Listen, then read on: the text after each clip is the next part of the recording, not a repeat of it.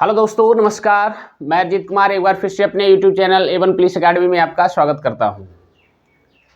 जैसा कि आप हमने पिछले वीडियो में आपको ब्रह्मपुत्र नदी पर अच्छे ढंग से चर्चा किया था। उससे हमने हर क्वेश्चन को निकालने का प्रयास किया था, जिसमें हमने ब्रह्मपुत्र की जो बेसिक क्वेश्चन होता है उस पर भी चर्चा किया था, और बाद में फिर हमने ब्रह्मपुत्र की सहायक नदियां को भी मैप से बताने का प्रयास किया था। ठीक है, तो आज भी हम बिल्कुल उसी टॉपिक से संबंधित इंपॉर्टेंट क्वेश्चन एक और नदी के ऊपर चर्चा करने वाले हैं। उस नदी का नाम है सिंधु नदी।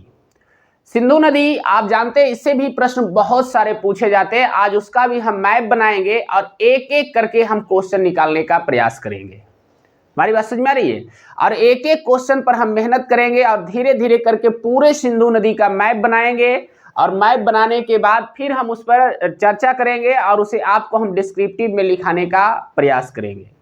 ठीक है, तो चलिए आइए बिना देर किए शुरू करते हैं।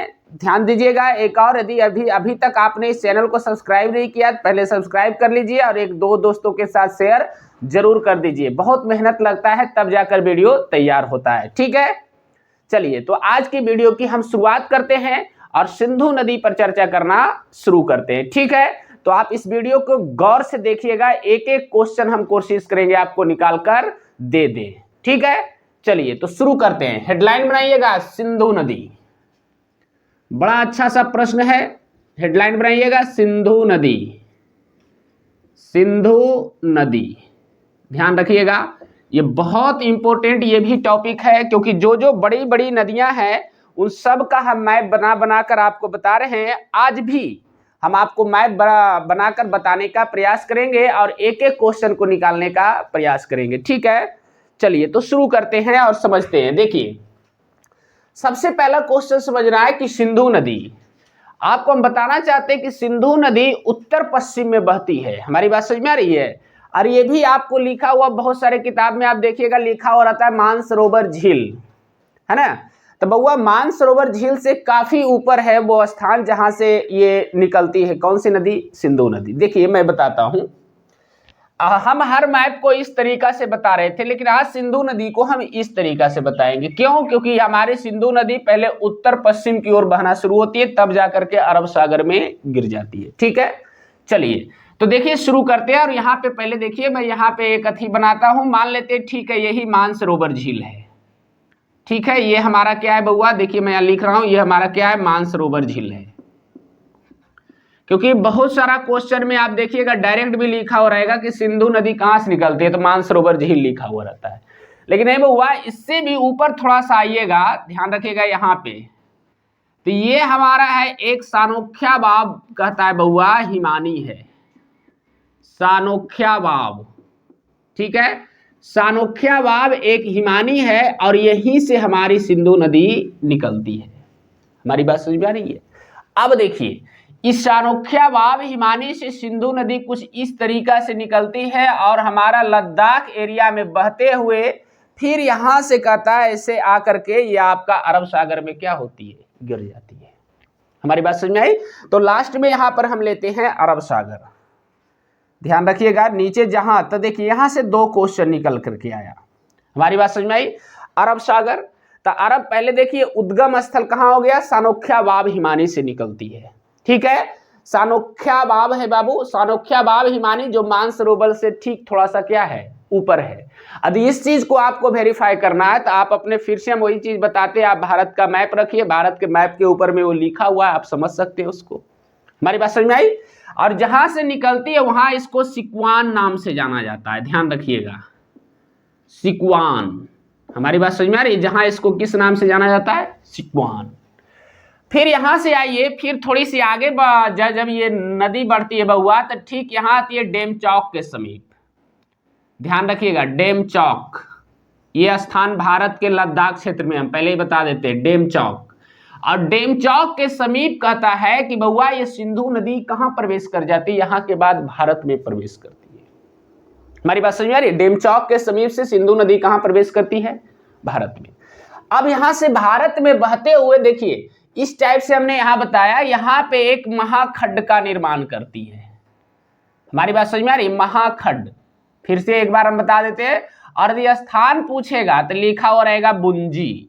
ये आपका पहले जम्मू कश्मीर एरिया में पड़ता था, वर्तमान में 2019 में जब जम्मू कश्मीर राज्य समाप्त हो गया और 2 केंद्र शासित प्रदेश बन गया, तो अब ये पड़ता है लद्दाख क्षेत्र में।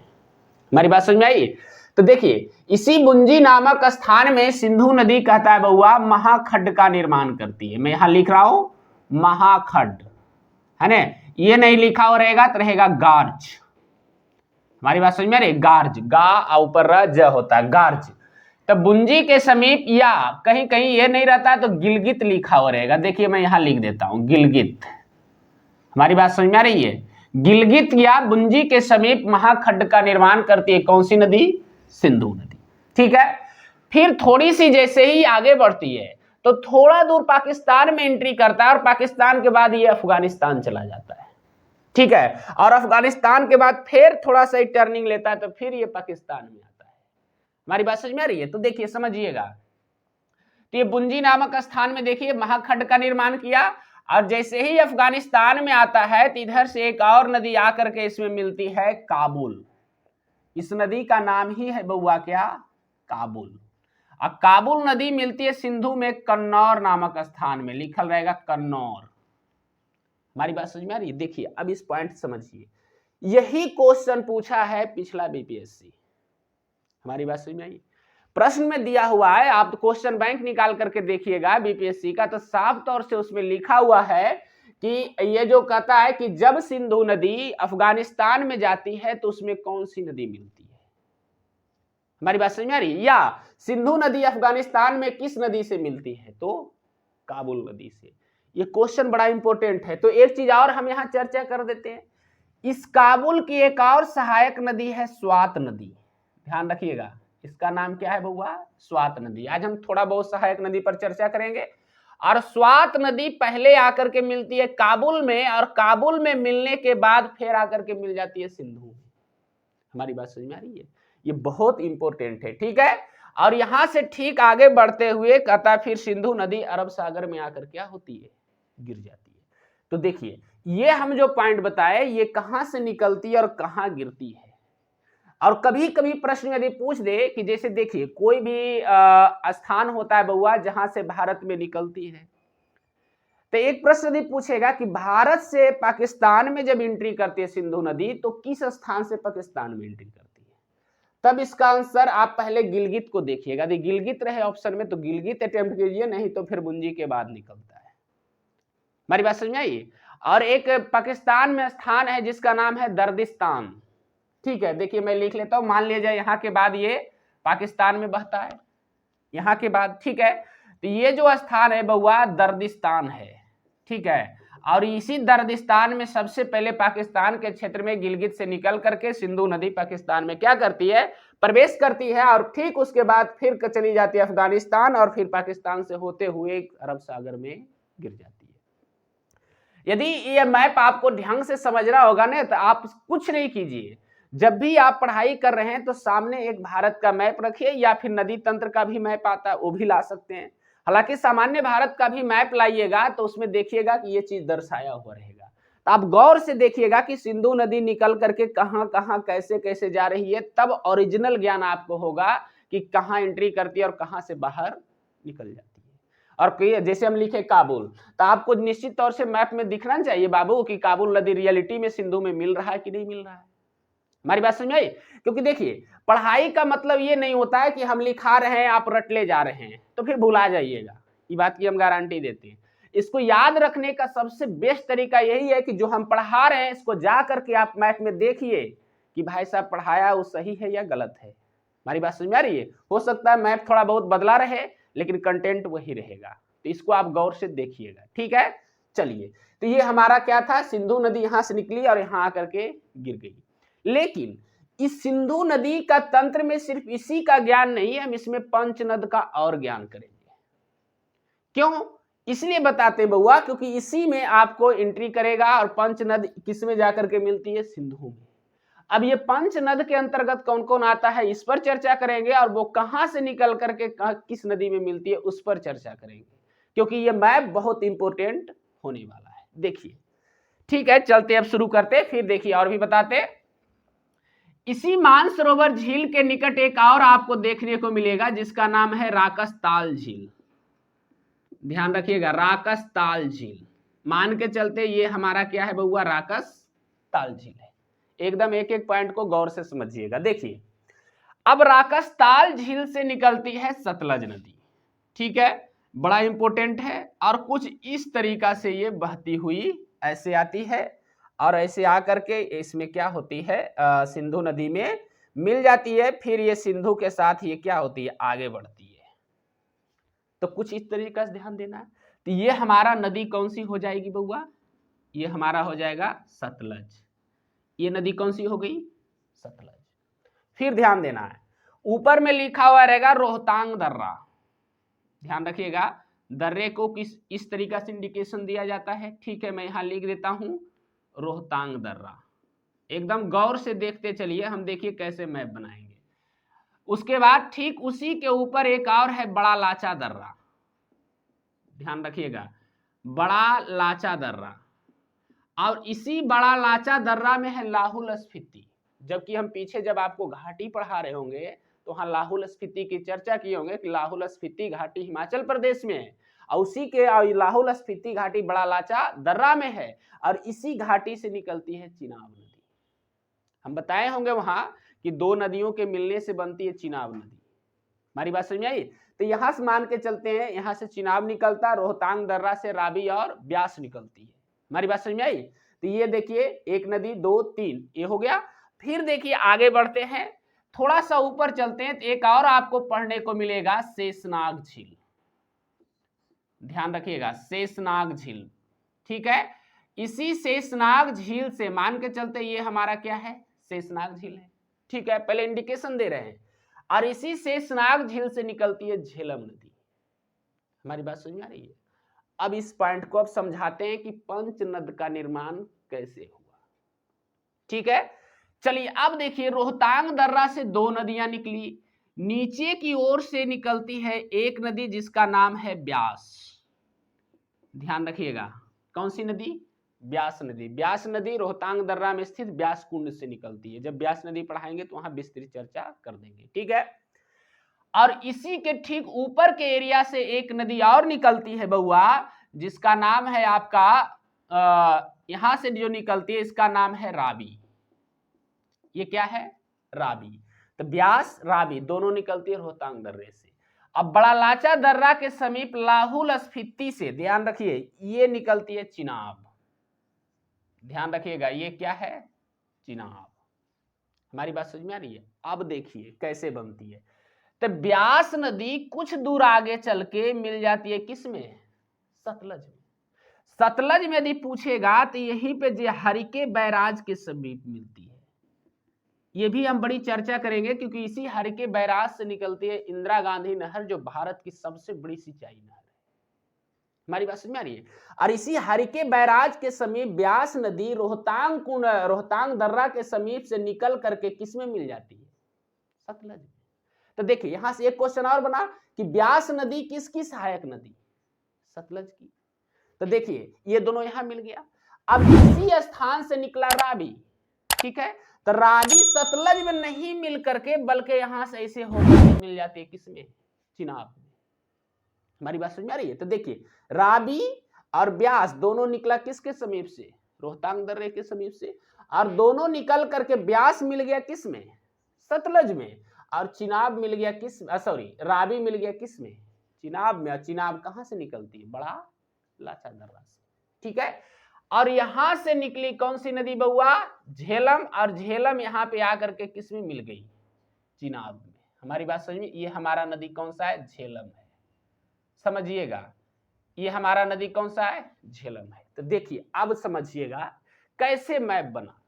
एकदम यही मैप है। आप कभी भी नदी तंत्र का मैप निकालिएगा सिंधु नदी तंत्र वाला, तो पंचनद यही दर्शाएगा। अब समझिए, देखिए सतलज नदी निकली राकसताल से, ठीक है। तो एक नदी ये हो गया। रोहतांग दर्रा से दो गो निकला, ब्यास और रावी। तब ब्यास मिल गया सतलज में, रावी मिल गया चिनाब में, ठीक है। फिर देखिए यहां शेषनाग झील से निकला कौन, झेलम। तो देखो बउआ, ये सभे नदियां देखो तो आकर के अंततः मिल रही है किस नदी में? चिनाब में। और चिनाब यहाँ पे आकर के मिल जाती है सतलज में। हमारी बात समझ में आई? और इसी में इसका नाम है, तो देखो यहां जब सतलज में मिली और सतलज यहां से आगे बढ़ के फिर किस में मिल गई? ये हमारा सिंधु था ना बउआ, किस में मिल गई? सिंधु में। हमारी बात समझ में आ रही है? तो देखिए कई नदी हुआ, एक सतलज हुआ, दूसरा ब्यास हुआ, तीसरा रावी हुआ, चौथा चिनाब हुआ और पांचवा झेलम हुआ। ये पांचों नदियां का यहां देखिए आकर के कॉम्बिनेशन होकर के किस में आकर के मिल गया? सिंधु में। और सिंधु में मिलती है किस स्थान पर बउआ? तो इसका नाम है मिठानकोट, मीठाना। फिर से लिखता हूं, इसका नाम है मिठानकोट। हमारी बात समझ में आई? और तो यही क्वेश्चन पूछता है बउआ कि सिंधु नदी किस स्थान पर पंचनद का पानी प्राप्त करता है? यानी 5 नदियों का कॉम्बिनेशन पानी सिंधु नदी कहां प्राप्त करती है? तो प्राप्त करते हैं मिठानकोट के समीप। हमारी समझ आई? अब मिठानकोट के समीप प्राप्त किया तो कौन कौन नदी का? सतलज, ब्यास, रावी, चिनाब, झेलम। ठीक है, ये पांचों नदियां आकर के मिठानकोट के समीप एक साथ मिलकर के किस में मिल गई? सिंधु में। हमारी बात समझ में? तो यही पे जो जहां पे मिला बउआ, इसी को कहते हैं पंचनद। इसी को हम क्या कहते हैं? पंचनद। यानी 5 नदियों के मिलन को हम क्या कहते हैं? पंचनद। ठीक है, तो ये क्वेश्चन आप अच्छे से समझ गए होंगे। अब इसमें हम आपको बताते हैं कि जैसे कोई यदि प्रश्न पूछ दे कि पंचनद के अंतर्गत कौन कौन सी नदी आती है, ये प्रश्न पूछ सकता है। तब पंचनद के अंतर्गत देखो सतलज आती है, ब्यास आती है, रावी आती है, चिनाब आती है और कौन आती है? झेलम। मैं यहां पे देखो लिख देता हूं नीचे, समझ जाइएगा। यदि आपसे कभी प्रश्न पूछ दे कि पंचनद, है ना, क्योंकि कभी कभी यही क्वेश्चन दिया हुआ है निम्नलिखित में से कौन पंचनद के अंतर्गत नहीं आता है? 3 गो दिया हुआ रहेगा, इसमें से एगो कोई अलग नदी का नाम दे देगा। देखिए मैं बताता हूं। तो देखिए सबसे पहले किसको लेंगे? सतलज। ठीक है, फिर किसको लेंगे? ब्यास। एक एक करके सबको ले लेते हैं। फिर देखिए क्या हो जाएगा? रावी, चिनाब, झेलम। रावी, चिनाब, झेलम। हमारी बात समझ में आई? यही 5 नदियों को मिलाकर पंचनद का क्या करता है? निर्माण करता है। सब मिलकर के मिल जाती है किसमें? सिंधु नदी में। अब थोड़ी सी और समझते हैं। कहीं यदि पूछ दे सिंधु नदी तंत्र में, हमारी बात समझ में आ रही है? सिंधु नदी तंत्र, ये क्वेश्चन यदि डाल दे कि सिंधु नदी तंत्र में कौन कौन सी मुख्य नदियां हैं, तो मुख्य नदियां सिंधु नदी तंत्र में ये 5 गो हो गया, और प्लस में इसको और जोड़ लीजिएगा एगो जिसका नाम है खुद कौन है? सिंधु। यानी कि पंचनद में 5 नदियां हैं, लेकिन सिंधु नदी तंत्र में 6 गो है। क्यों? क्योंकि 5 गो ये है और एगो खुद कौन है? सिंधु है। तो इस पॉइंट पर भी आप ध्यान दीजिएगा। अब देखिए कुछ और जो क्वेश्चन है उस पर हम निकालते हैं। जैसे देखिए प्रश्न में लंबाई की चर्चा भी आती है। देखिए मैं यहां पे लिख रहा हूं, सिंधु नदी की यदि पूछ दे बउआ कुल लंबाई, ध्यान रखिएगा, कुल लंबाई पूछ दे बउआ तो हो जाएगा 2880 किलोमीटर। कुल लंबाई सिंधु नदी की कितनी है? 2880 किलोमीटर। लेकिन वही क्वेश्चन यदि पूछ दे भारत में इसकी लंबाई है 1114 किलोमीटर। भारत में इसकी लंबाई कितनी है? 1114 किलोमीटर, यानी आधे से भी क्या है? कम है। तो देखिए कुल लंबाई 2880 किलोमीटर, भारत में 1114 किलोमीटर। तो देखिए 1114 किलोमीटर कहां है? अभी हम बताए थे कि भारत में एंट्री करता है कहां? डैम चौक के पास। हमारी बात समझ आ रही है? अब डैम चौक के पास भारत में एंट्री किया और निकल जाती है गिलगित के पास से। हमारी बात समझ में? हम बताए थे ना भी, गिलगित के पास ये दरिंदिस्तान में पहुंचता है, ये तो पाकिस्तान में चला जाता है, यानी गिलगित या बुंजी के बाद कहता है ये चली जाती है पाकिस्तान में। यानी कि इतना जो हमारा भारत एरिया में दूरी है वो कितना है? 1114 किलोमीटर। हमारी बात समझ में आई? अब देखिए 1114 किलोमीटर इसकी लंबाई हो गई भारत में। अब यहां से कुछ और क्वेश्चन एक बार हम देखें, कहीं क्वेश्चन में पूछा गया है सिंधु नदी की दिशा क्या है बहने की, ये प्रश्न पूछा गया। देखिए मैं लिख रहा हूं, सिंधु नदी की बहाव की दिशा यदि पूछेगा बउआ तो ये उत्तर पश्चिम होगा, इसका आंसर यही था। हमारी बात समझ में आई। यदि भारत में देखा जाए मुख्य रूप से सिंधु नदी की दिशा उत्तर पश्चिम, अब फिर यहां से टर्निंग, क्यों भारत में उत्तर पश्चिम इसलिए देता है बउआ कि यहीं तक में भारत में है। हमारी बात समझ में आई। जहां से ये मुड़ती है तो पाकिस्तान और अफगानिस्तान में चली जाती है, तो भारत में मुख्य रूप से इसकी दिशा क्या है, उत्तर पश्चिम है। हमारी बात समझ में आ रही।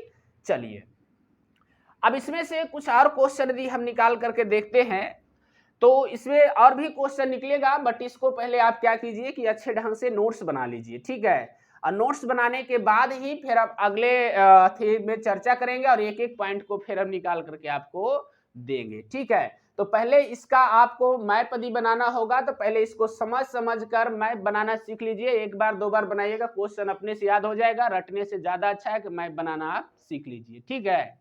चलिए तो अब आप लिखना शुरू कीजिएगा और नोट्स बनाइए, पॉइंट बाय पॉइंट हेडलाइन में बनाइए सिंधु नदी, और नीचे पॉइंट बनाइए और लिखना शुरू कीजिए।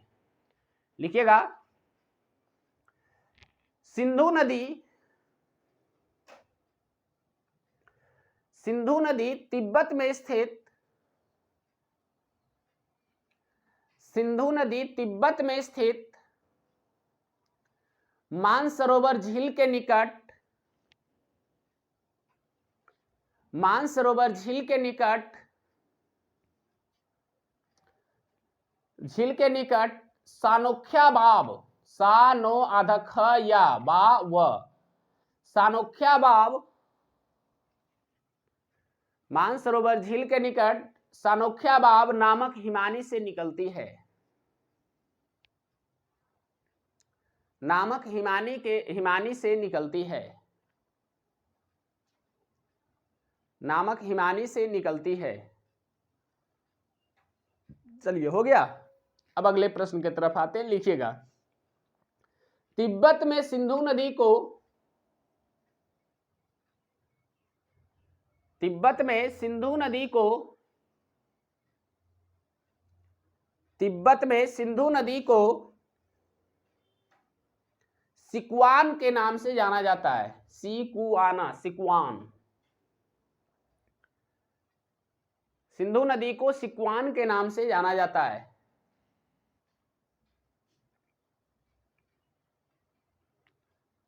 हो गया, सिकुआन के नाम से जाना जाता है। अगला पॉइंट में लिखना सिंधु नदी की कुल लंबाई, सिंधु नदी की कुल लंबाई 2880 किलोमीटर है, सिंधु नदी की कुल लंबाई 2880 किलोमीटर है, जिसमें जिसमें भारत में इसकी लंबाई, जिसमें भारत में इसकी लंबाई 1114 किलोमीटर है, जिसमें भारत में इसकी लंबाई 1114 किलोमीटर है, जिसमें भारत में इसकी लंबाई 1114 किलोमीटर है, ठीक है। अगला पॉइंट लिखिएगा, लिखिएगा सिंधु नदी भारत में, सिंधु नदी भारत में डेमचौक के समीप, सिंधु नदी भारत में डेमचौक, डेमचौक, डेमचौक के समीप प्रवेश करती है, डेमचौक के समीप प्रवेश करती है और गिलगित के बाद, और गिलगित के बाद यह दर्दिस्तान, गिलगित के बाद यह दर्दिस्तान अर्थात पाकिस्तान के क्षेत्र में प्रवेश करती है, दर्दिस्तान अर्थात पाकिस्तान के क्षेत्र में प्रवेश करती है, पाकिस्तान के क्षेत्र में प्रवेश करती है। हो गया। चलिए अगला पॉइंट लिखिएगा देखिए सिंधु नदी, सिंधु नदी, सिंधु नदी बुंजी, सिंधु नदी बुंजी, ब्रैकेट में लिखिए लद्दाख, सिंधु नदी बुंजी अथवा बुंजी या लिखिए बुंजी या गिलगित के पास, बुंजी या गिलगित के पास महाखड्ड, बुंजी या गिलगित के पास महाखड्ड या गार्ज का निर्माण करती है, महाखड्ड या गार्ज का निर्माण करती है, महाखड्ड या गार्ज का निर्माण करती है। चलिए हो गया। अब अगला पॉइंट में लिखना अफगानिस्तान क्षेत्र के, अफगानिस्तान क्षेत्र के, अफगानिस्तान क्षेत्र के कन्नौर नामक स्थान में, कन्नौर, कन्नौर, कन्नौर नामक स्थान में, कन्नौर नामक स्थान में सिंधु नदी में, कन्नौर नामक स्थान में सिंधु नदी में, सिंधु नदी में काबुल नदी आकर मिलती है, सिंधु नदी में काबुल नदी आकर मिलती है, सिंधु नदी काबुल, सिंधु नदी में काबुल नदी आकर मिलती है। हो गया। चलिए अगला पॉइंट में लिखिएगा, लिखिएगा, लिखिएगा सिंधु नदी,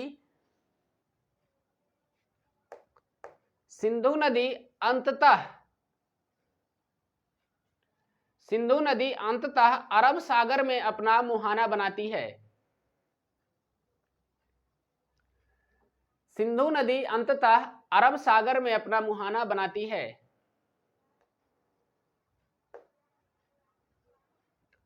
हो गया। अरब सागर में अपना मुहाना बनाती है।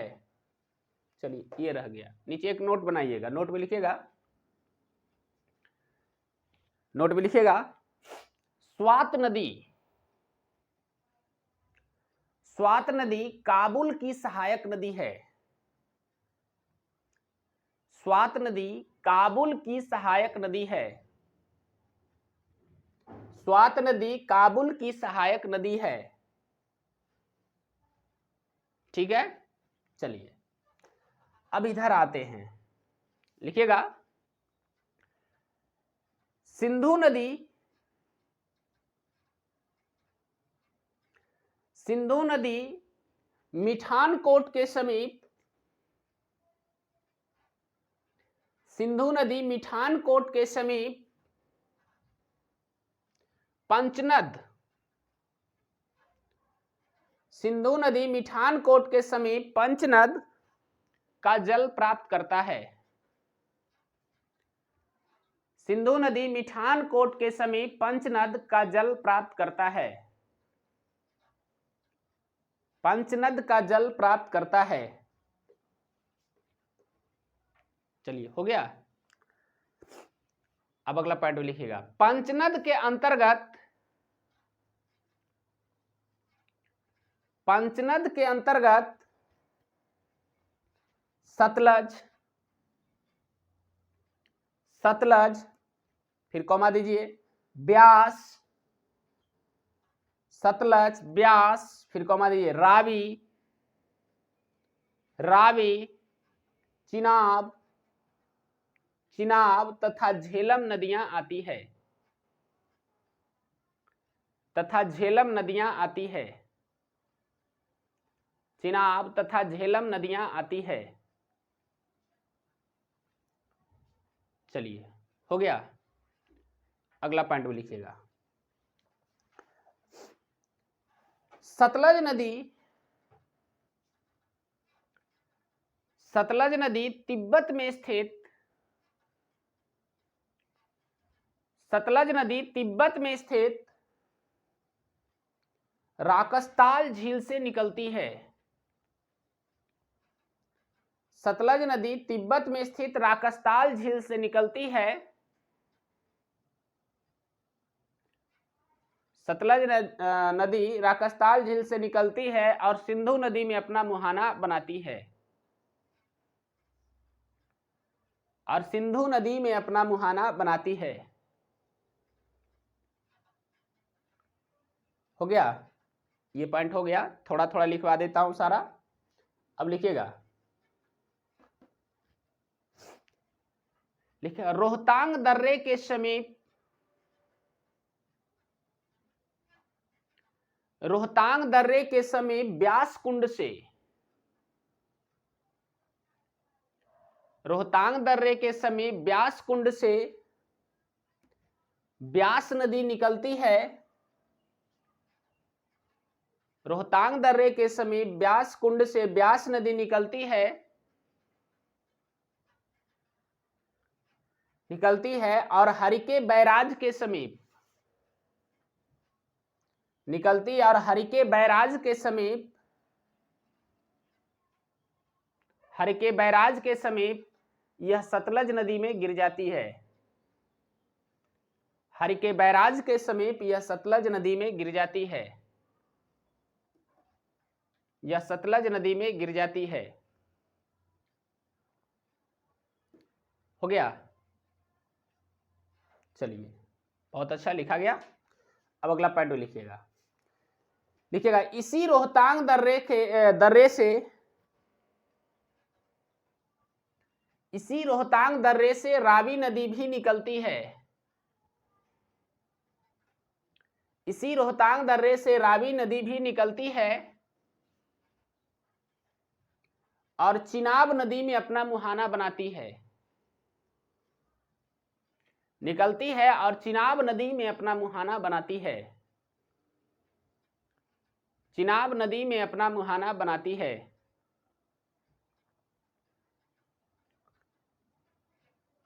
हो गया, चिनाब नदी में अपना मुहाना बनाती है। अब अगला पॉइंट लिखिएगा। लिखिएगा, बड़ा लाचा दर्रा,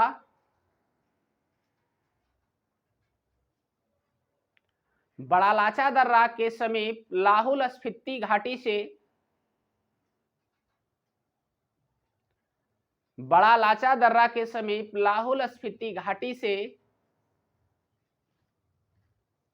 बड़ा लाचा दर्रा के समीप लाहुल स्फीति घाटी से चिनाब नदी निकलती है। चिनाब नदी निकलती है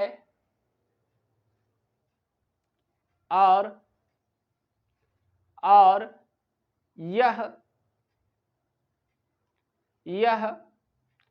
सिंधु नदी में मिलने से पहले, और यह सिंधु नदी में मिलने से पहले सतलज में अपना मुहाना बनाती है। सिंधु नदी में मिलने से पहले सतलज में अपना मुहाना बनाती है।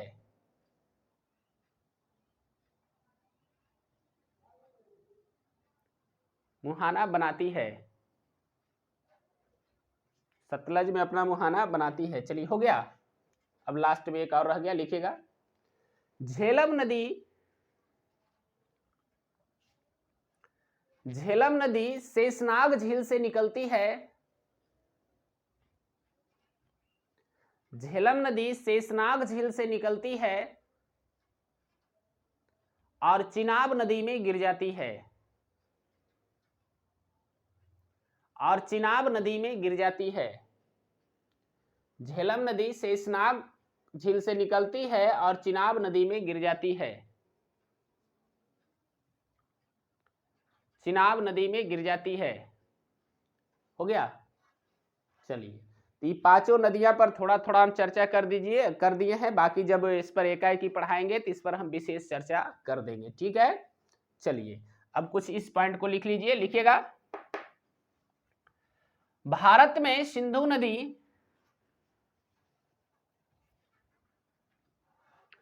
भारत में सिंधु नदी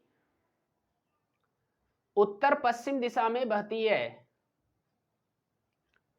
भारत में सिंधु नदी उत्तर पश्चिम दिशा में बहती है। उत्तर पश्चिम दिशा में बहती है। चलिए हो गया। अब ये लिखिएगा सिंधु नदी तंत्र के अंतर्गत,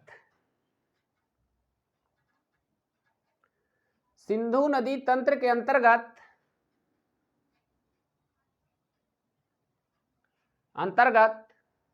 निम्नलिखित नदियां आती है। सिंधु नदी तंत्र के अंतर्गत निम्नलिखित नदियां आती है।